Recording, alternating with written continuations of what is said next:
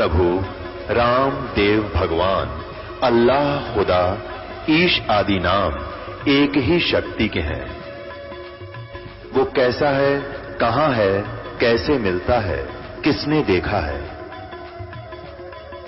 ये प्रश्नवाचक चिन्ह पूर्ण रूप से हटाने के लिए अवश्य सुनिए जगत गुरु तत्वदर्शी संत रामपाल जी महाराज के अमृत वचन, सर्व पवित्र धर्मों के पवित्र शास्त्रों के आधार पर। ये केवल 3 लोकों पर, पृथ्वी लोक, स्वर्गलोक और पाताल लोक, इन 3 लोकों पर केवल एक विभाग के प्रभु हैं, स्वामी हैं। विष्णु जी सतोगुण विभाग के, यानी श्री कृष्ण कहो, विष्णु कहो, और ब्रह्मा जी रजोगुण विभाग के मंत्री समझो, साहब समझो, मालिक समझो, खुदा समझो, और श्री शंकर जी जो है ये तमोगुण विभाग के स्वामी समझो, प्रभु समझो। ये केवल इतने ही मालिक हैं।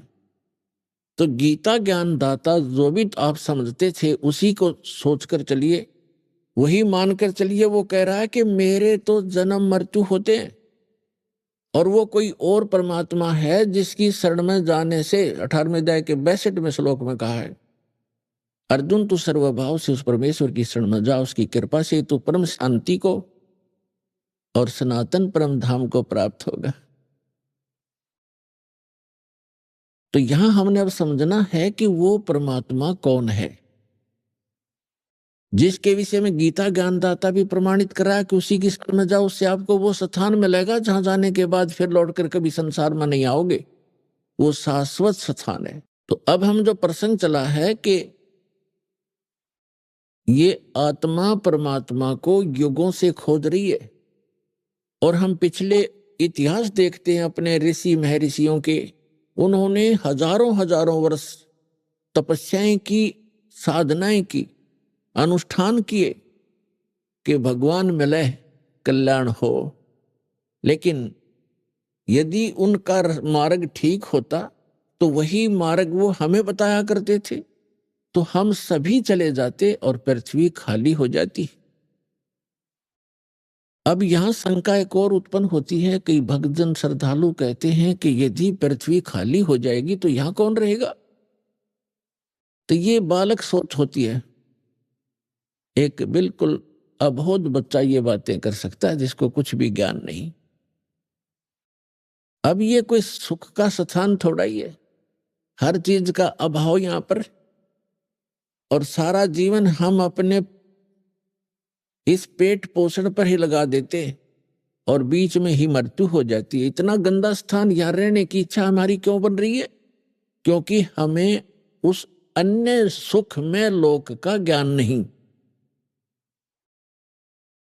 और वहां जाने का कोई समाधान नहीं।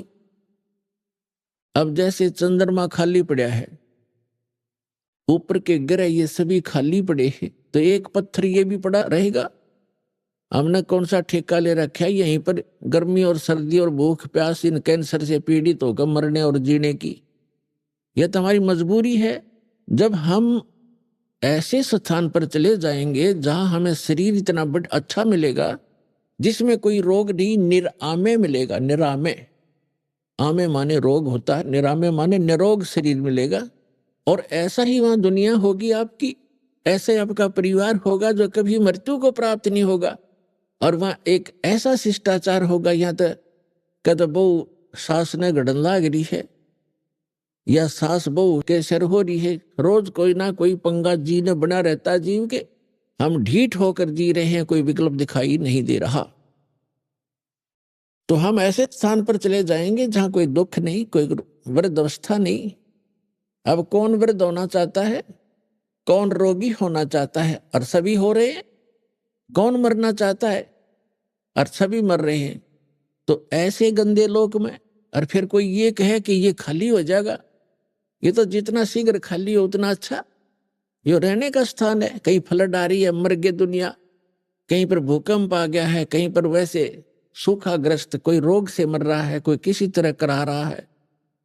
तो ये तो एक बूचड़ खाना है ये पृथ्वी लोक, और ये स्वर्ग लोक यहाँ के, ये कोई स्थान ठीक नहीं है। तो परमात्मा की खोज में हम युगों से लगे हुए हैं, और यदि उन ऋषि महर्षियों का मार्ग सही होता तो हम चले जाते वहां पर, हम इस संसार में नहीं रहते।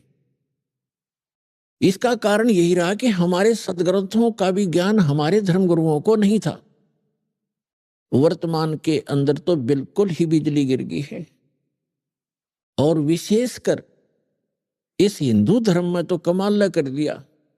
जितना भक्ति का इस अध्यात्म मार्ग में जो घोटाला देखा है इस हिंदू धर्म के अंदर, और अन्य धर्मों में नहीं देखने को मिलता।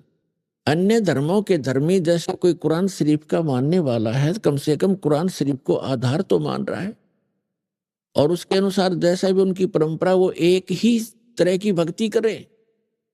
इसी प्रकार ईसाई धर्म में देख ले, सिख धर्म में देख लो, और हिंदू धर्म में देख ले, जितने गुरु उतनी ही पूजा, जितने जो ज्ञान है उतने ही देवता। कोई कुछ पूज रहा है, कोई कुछ पूज रहा है, कोई कुछ बता रहा है, कोई कुछ बता रहा है, कोई आधार नहीं। जबकि हमारे सदग्रंथ हैं, उनको तो देखे हम झांक के, तो हमारे धर्म गुरुओं को हमारे धर्म ग्रंथों का भी ज्ञान नहीं था। इस कारण से हमारे उन अनमोल रत्न, जो अनमोल खजाना हमारे घर में छुपा पड़ा था, ये हमारे धर्मगुरु उसको हमारे सामने रख नहीं सके, जिस कारण से हम गरीब से गरीब होते चले गए। हम आध्यात्मिक गरीब हो गए, निर्धन हो गए। कबीर साहब कहते हैं, कबीर सब जग निर्धना और धनवंता ना कोई, धनवंता सो जानिए जिस पर राम नाम धन होए।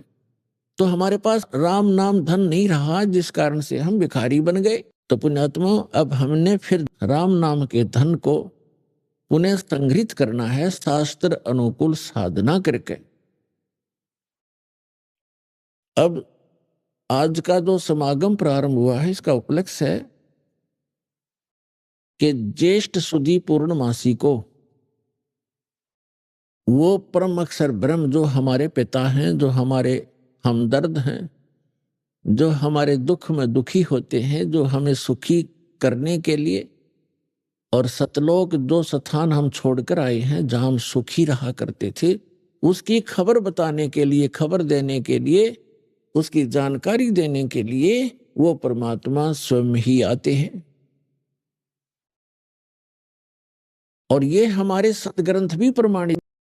9 सूक्त 82 मंत्र 1, 2, 3 में, ऋग्वेद मंडल नंबर 9 सूक्त 20 मंत्र 1 में, ऋग्वेद मंडल नंबर 9 सूक्त 94 के 94 के मंत्र नंबर 1 में, ऋग्वेद मंडल नंबर 9 सूक्त 95 के मंत्र नंबर 2 में, ऋग्वेद मंडल नंबर 9 सूक्त 96 96 के मंत्र 16 से लेकर 20 में, ऋग्वेद मंडल नंबर 9 सूक्त 54 मंत्र 3 में, ऋग्वेद मंडल नंबर 9 सूक्त 1 मंत्र 8 और 9 में, और भी अनेक स्थानों पर ये प्रमाण दिया है कि वो परमात्मा जो सर्वशक्तिमान है, सर्वोत्पादक प्रभु, सबकी उत्पत्ति करने वाला, वो परमात्मा ऊपर रहता है ध्रुवलोक के तीसरे पृष्ठ पे।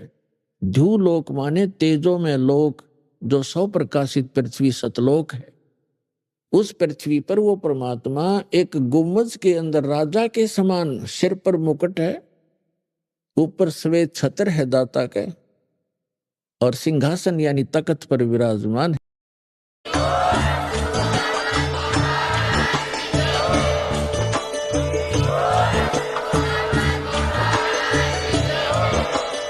सत सोही